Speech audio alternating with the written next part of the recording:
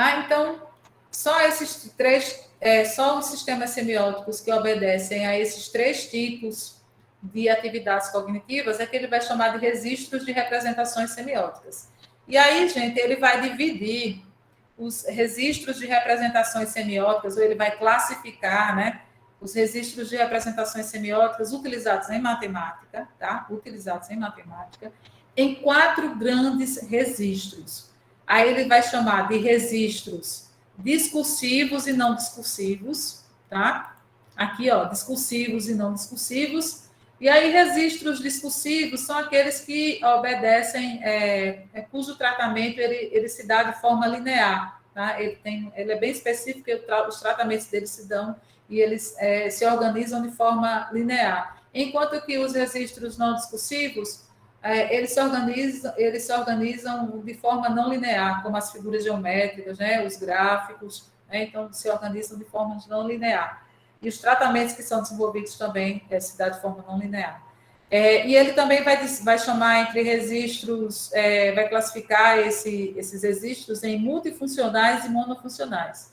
Multifuncionais são aqueles que não são, que eles chamam de não são desenvolvidos por meio de algoritmos, tá? E eles são também utilizados, além da matemática, eles são utilizados nas demais áreas do conhecimento, que é a língua natural e as figuras geométricas, tá? Enquanto que os registros monofuncionais, eles são exclusivos na matemática, né? São desenvolvidos, são exclusivos lá da matemática, que são, exemplo disso, são os sistemas discursivos, no caso, são os sistemas numéricos, né? Como eu falei, o sistema numérico decimal, fracionário, as representações algébricas, as representações simbólicas das línguas formais, né? O cálculo, os gráficos também cartesianos como sendo registros monofuncionais não discursivos, os gráficos cartesianos.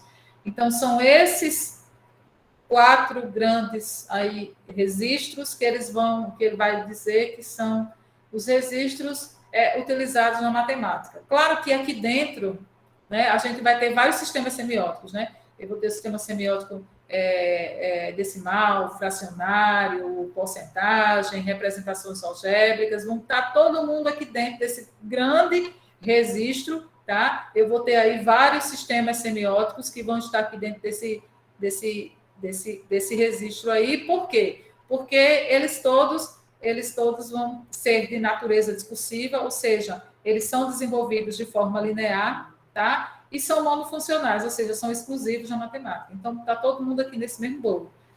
Apesar de serem sistemas semióticos diferentes, ou seja, que obedecem a operações, propriedades diferentes, mas eles são de mesma natureza quanto à questão de serem discursivos e monofuncionais, por isso que eles estão todos aqui.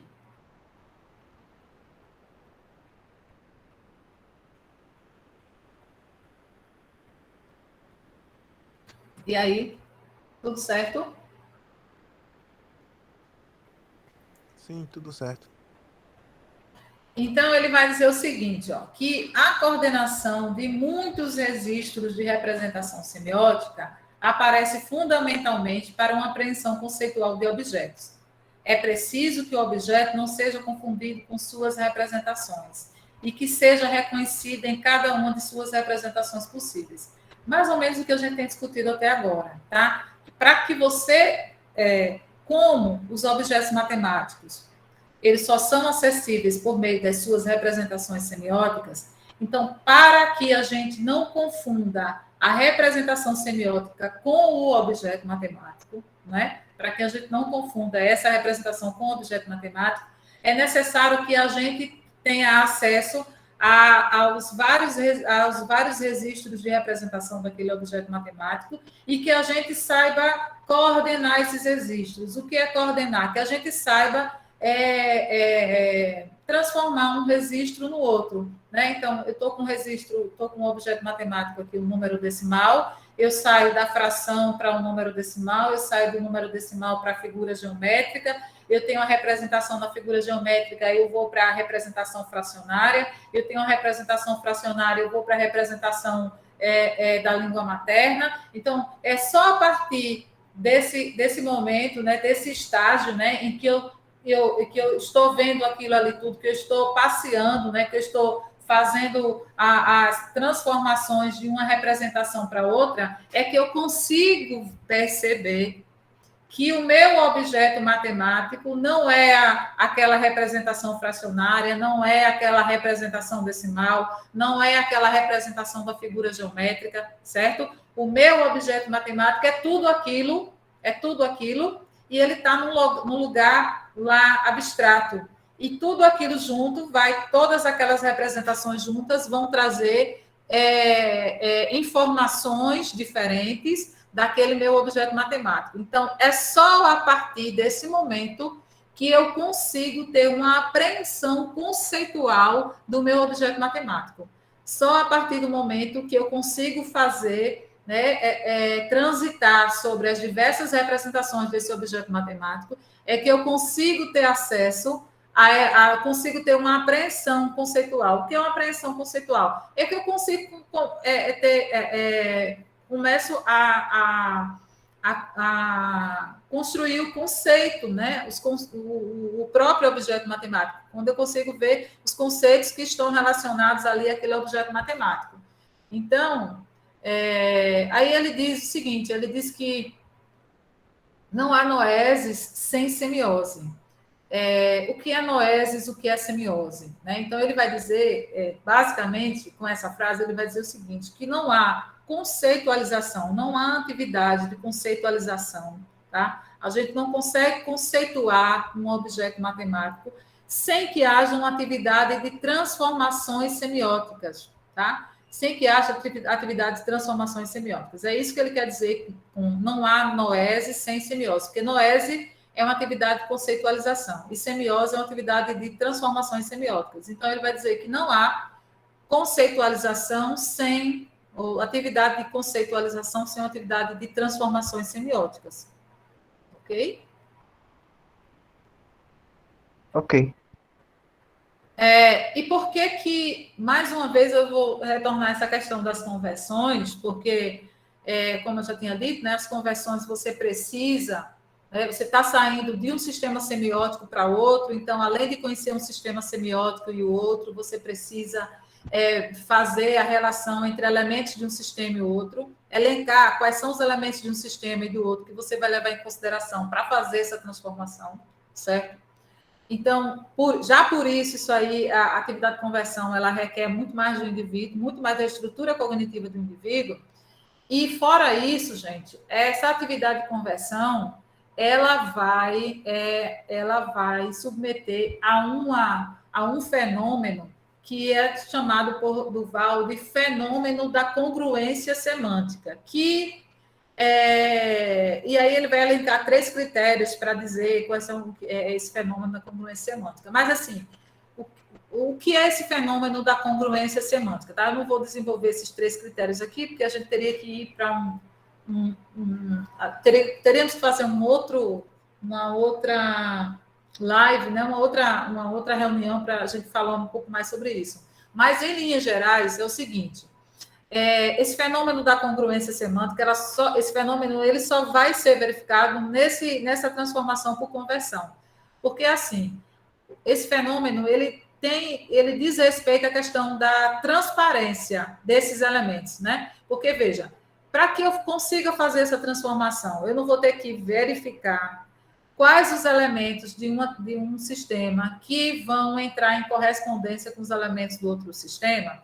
Para que eu consiga fazer isso, muitas vezes os sistemas semióticos eles são tão distintos, que não há uma transparência nesses elementos, que eu demoro a identificar, ou que eu tenho dificuldade de identificar quem são os elementos que eu vou levar em consideração para poder fazer essa transformação, tá?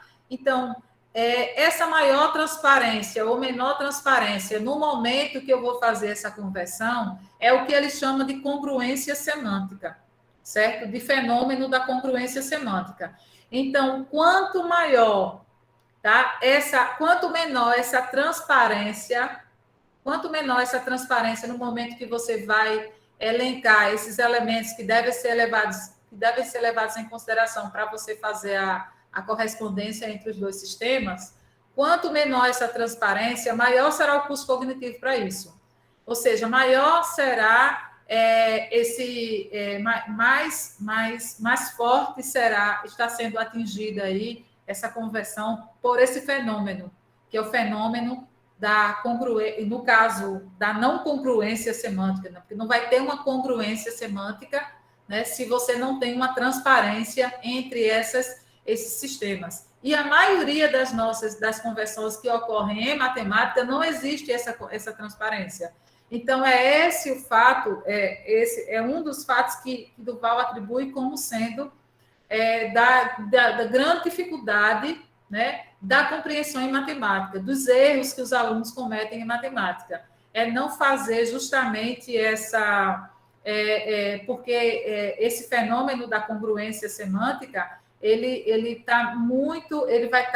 vai estar sempre ali ocorrendo nessas conversas, na maioria das conversões que são, né, utilizadas aí na atividade matemática, e isso vai dificultar, né, essa transformação, a transformação de um sistema para o outro. E é justamente isso que vai, isso que vai causar os erros nas atividades matemáticas, certo? Mas, por outro lado, é também esse fenômeno que vai fazer com que o aluno, né, fazer com que o aprendiz ele faça mais, estabeleça mais relações, né, para que ele consiga ver, né, esses elementos que devem entrar em correspondência, isso vai exigir um pouco mais do aluno, né? Exigir para que ele faça relações, né? Então, exigir que ele pense um pouco mais. E isso é o que queremos, tá? Isso é o que queremos dos nossos alunos. Portanto, né, não é um trabalho de se evitar as conversões nas atividades matemáticas, não é esse o trabalho que a gente deve fazer enquanto professor, mas sim, né, de ter consciência que as conversões vão ser submetidas a esse fenômeno da congruência semântica, certo? E trabalhar trabalhar as atividades com os alunos, sabendo, né, que em certas atividades, né, no momento em que o aluno vai fazer as conversões, eles terão mais dificuldade de fazer essas conversões, porque ali vai estar menos transparente, ou seja, essa conversão, ou seja, o fenômeno da não congruência semântica, ele vai atingir mais forte. Exemplo disso, quando a gente está lidando com, por exemplo, com transformações, quando a gente está lidando, a gente dá a função, a representação algébrica, né, a função, seja do primeiro grau, do segundo grau, a representação algébrica da função do primeiro grau, por exemplo, e pede para ele traçar o gráfico, tá? O gráfico daquela função.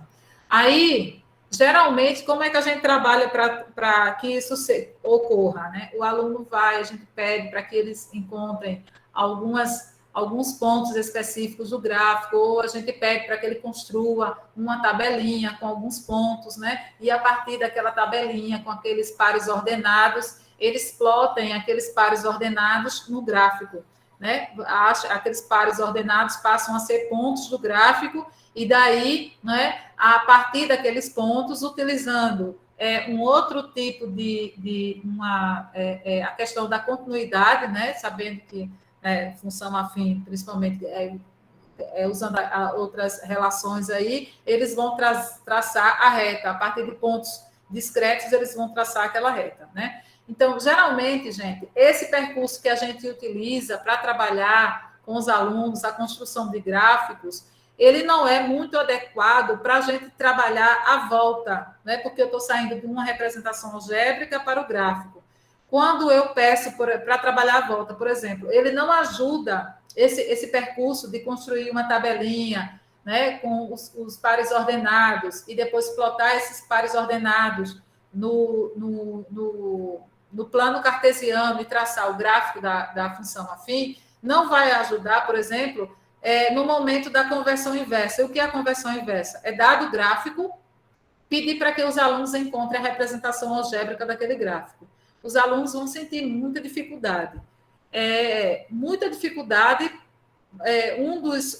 uma das dificuldades, um dos motivos da dificuldade que eles vão encontrar é justamente por conta desse fenômeno da não congruência semântica, né? Porque eles vão passar de um registro que está ali em duas dimensões, de uma representação ali que está dentro de um registro bidimensional, que né, é uma representação gráfica, que né, tem duas dimensões, para uma representação em uma dimensão, que vai ser desenvolvida de forma linear. Né? Já começa daí. Né? Então, são dois sistemas semióticos bem distintos. Né? Então, para eles saírem do gráfico para a representação algébrica, esse fenômeno da congruência semântica vai estar atingindo fortemente a essa transformação. E, junto a isso, esse trabalho que a gente faz de converter da representação algébrica para o gráfico, utilizando essa tabelinha de pontos, não vai favorecer com que ele faça essa conversão inversa, tá? Por quê? Porque para ele fazer essa conversão inversa, ele vai ter que encontrar,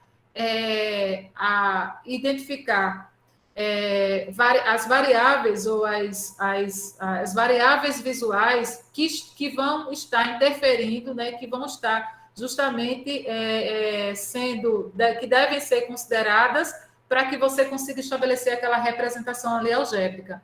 Então, como a gente não trabalha nesse sentido, né, e como o fenômeno da congruência semântica da não congruência semântica vai estar atingindo fortemente a conversão inversa aí, os alunos geralmente, né, na literatura já está muito bem descrito isso, geralmente encontra muita dificuldade, muita gente consegue fazer a conversão da representação algébrica para o gráfico e não consegue fazer a representação inversa, ou seja, não consegue fazer a conversão inversa, fazer a conversão do gráfico para a representação algébrica, tá?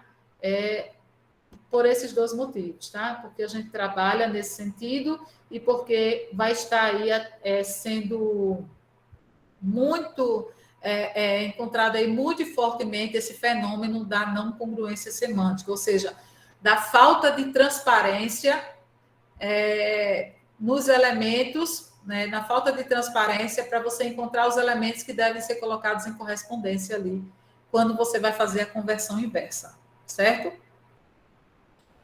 Então, é isso que eu queria falar mais sobre as conversões. E aí, trazer só um exemplo desse fenômeno da não congruência semântica, tá? Que esse exemplo foi, eu vi quando eu estava trabalhando no meu mestrado. O meu mestrado eu fui fazer uma análise das provas do Enem, certo?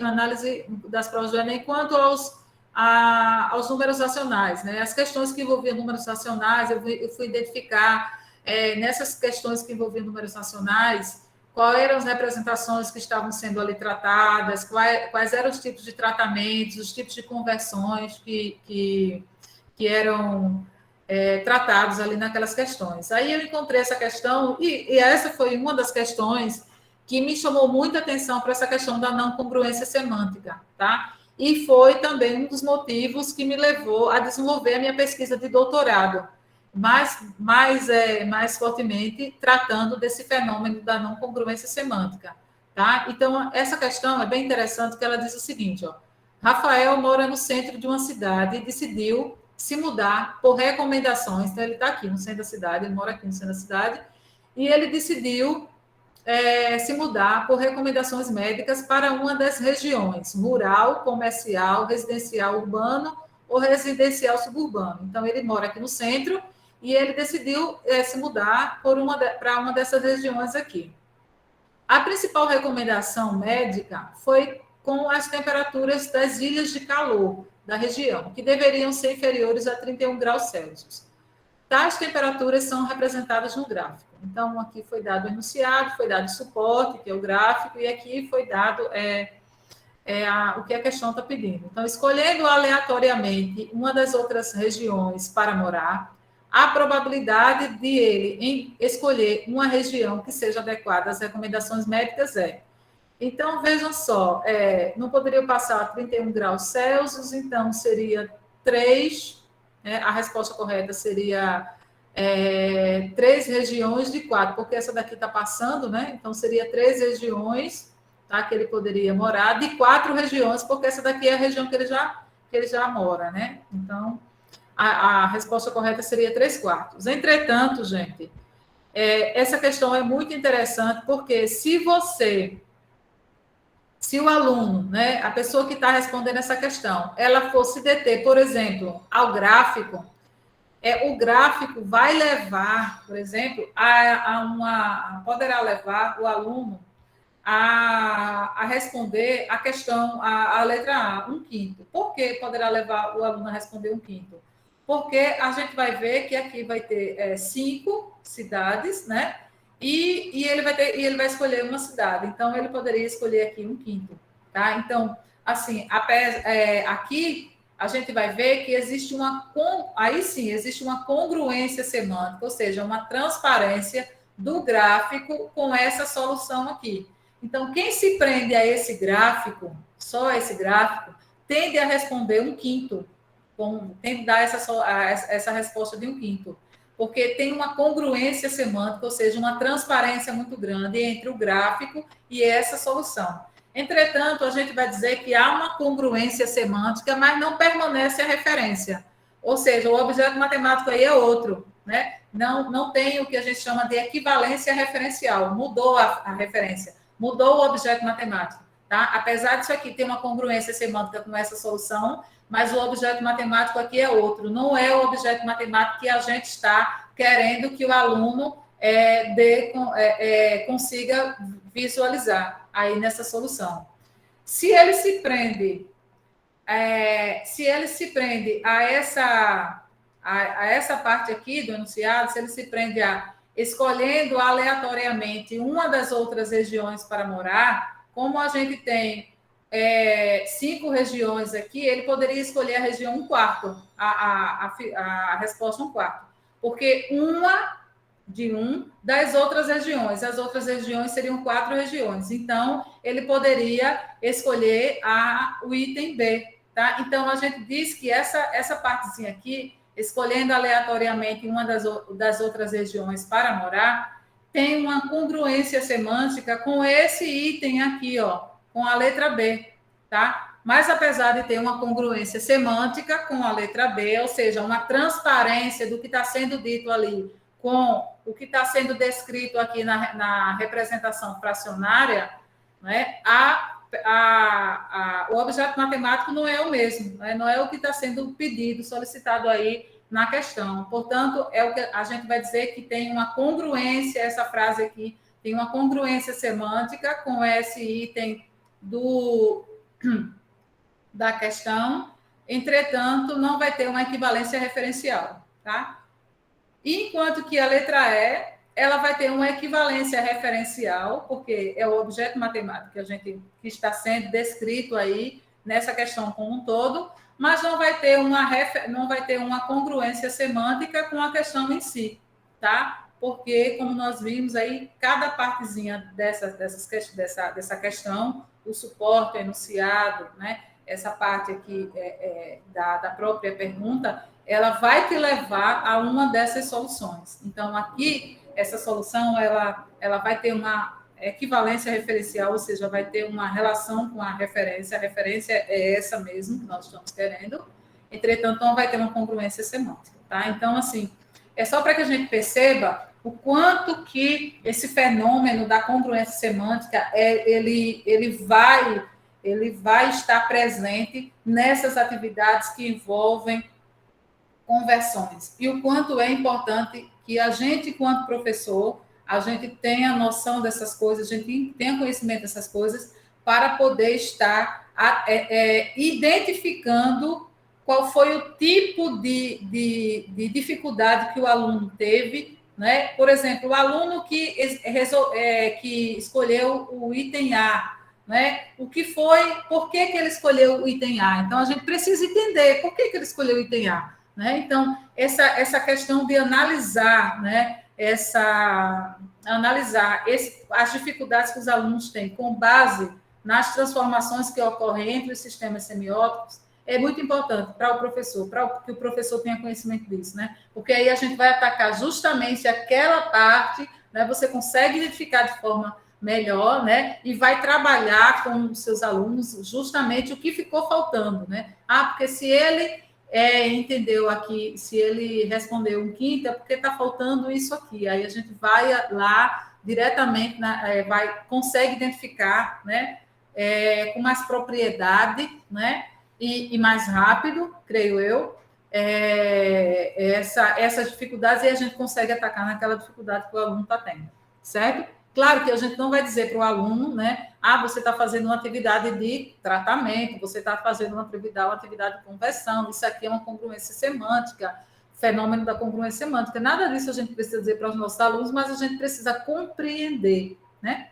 A gente precisa compreender o que está sendo, o que está ocorrendo aí, né? Nas atividades, quando os alunos estão aí fazendo nessas atividades envolvendo aí o conhecimento matemático.